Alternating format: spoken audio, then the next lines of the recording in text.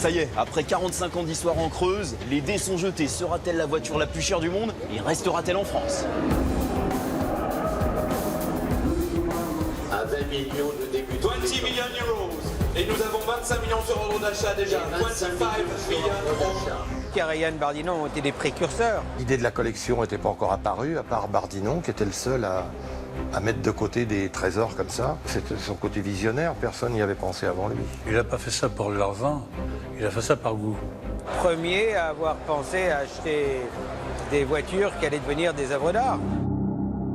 Ce top modèle de course a couru les 24 heures du Mans en 1957, dépassant pour la première fois les 200 km/h de moyenne sur un tour.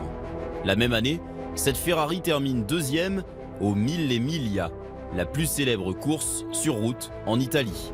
Et elle est pilotée par Stirling Moss en 1958 au Grand Prix de Cuba. Un palmarès de feu pour l'une des dernières Ferrari de course à moteur à l'avant, et seulement 2 propriétaires jusqu'à aujourd'hui. Un Américain d'abord, puis en 1970, un industriel français, Pierre Bardinon, ici avec son épouse Yann, dans la Bugatti de leur voyage de noces. Dès les années 60, ce passionné d'automobile a un coup de cœur pour les V12 Ferrari.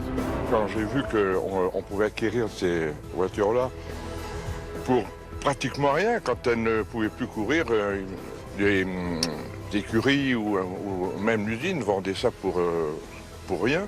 Donc j'ai vendu toutes mes voitures Jaguar et autres pour faire exclusivement Ferrari.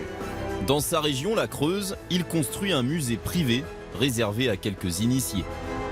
Parmi ses amis proches, l'ancien pilote Jean-Pierre Jabouille était un habitué des lieux. Le musée, je l'ai connu sans rien. Après, avec le sol, le plafond, puis toutes les photos, quoi. Donc, à l'heure actuelle, de voir toutes ces voitures, c'est un truc exceptionnel, exceptionnel. Ce sont des photos inédites qui n'ont jamais été diffusées à la télévision.